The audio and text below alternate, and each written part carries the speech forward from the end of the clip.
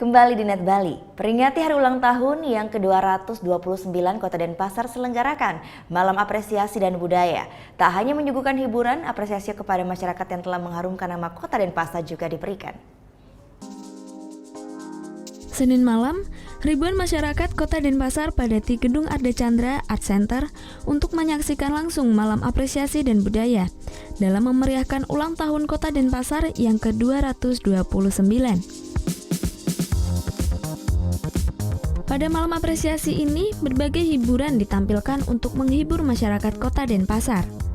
Mulai dari fashion show, tari-tarian, drama tarian kolosal, hingga wayang manusia atau yang biasa disebut wayang cemblong. Dari sekian banyak pertunjukan, drama tarian kolosal lah yang banyak menyedot perhatian masyarakat. Drama tarian ini menceritakan sosok Prabu Sutasoma sebagai pemimpin yang tidak hanya memikirkan harta dan tahta, melainkan kedamaian dan ketulusan dalam memimpin rakyatnya. Ini diibaratkan Kota Denpasar yang membutuhkan sosok pemimpin layaknya Prabu Sutasoma. Tak hanya menyuguhkan hiburan saja, pada malam apresiasi dan budaya ini, berbagai penghargaan juga diberikan kepada masyarakat Kota Denpasar yang telah berhasil membawa nama harum Kota Denpasar di berbagai ajang perlombaan baik tingkat regional hingga tingkat nasional.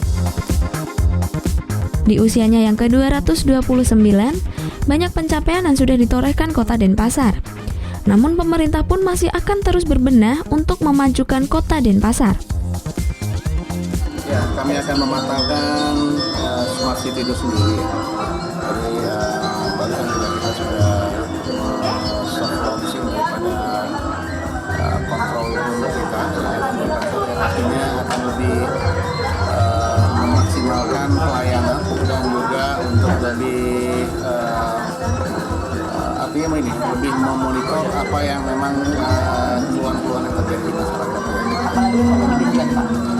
Yang dikejar terutama infrastruktur itu dan juga ya, banyak itu karena ini masalah urbanisasi terutama ya.